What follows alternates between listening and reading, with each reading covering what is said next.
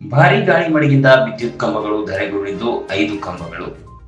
ಮಾಜಿ ಸೈನಿಕ ಆಸ್ಪತ್ರೆಗೆ ದಾಖಲು. ಬೆಳಗಾವಿ ಜಿಲ್ಲೆ ರಾಮದುರ್ಗ ತಾಲೂಕಿನ ಹಳೆ ತುರುಗಲ ಗ್ರಾಮ ಪಂಚಾಯಿತಿ ವ್ಯಾಪ್ತಿಯಲ್ಲಿ ಬರುವ ರಾಮಾಪುರ ಗ್ರಾಮದಿಂದ ಬೋಚುಬಾಳ ಗ್ರಾಮಕ್ಕೆ ಹೋಗುವ ರಸ್ತೆ ಮಾರ್ಗ ಮಧ್ಯೆ ಭಾರೀ ಗಾಳಿ ಮಳೆಯಿಂದ ವಿದ್ಯುತ್ ಕಂಬಗಳು ಧರೆಗುರುಳಿವೆ.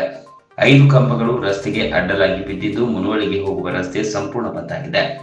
ಬುಧವಾರ ಸಂಜೆ 6 ಗಂಟೆಗೆ ಭಾರೀ ಗಾಳಿ ಮಳೆ ರಸ್ತೆ ಮೇಲೆ ಅಡ್ಡಡ್ಡಾಗಿ ಬಿದ್ದಿರುವ ಕಂಬಗಳು.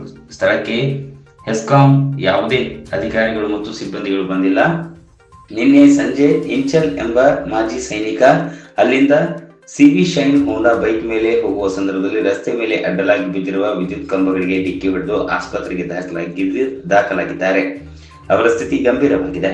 ವಿದ್ಯುತ್ ಕಂಬಗಳು ಬೀಳುವ ಕಾರಣಗಳು ಏನು ಎಂಬ ಪ್ರಶ್ನೆಯಾಗಿದೆ. ವಿದ್ಯುತ್ ಕಂಬಗಳು ನೆಲದಲ್ಲಿ ಅಗೆದಿದ್ದು ಕೇವಲ 1 ರಿಂದ 2 ಫೂಟ್ ವರೆಗೆ ಅಗೆದಿದ್ದಾರೆ.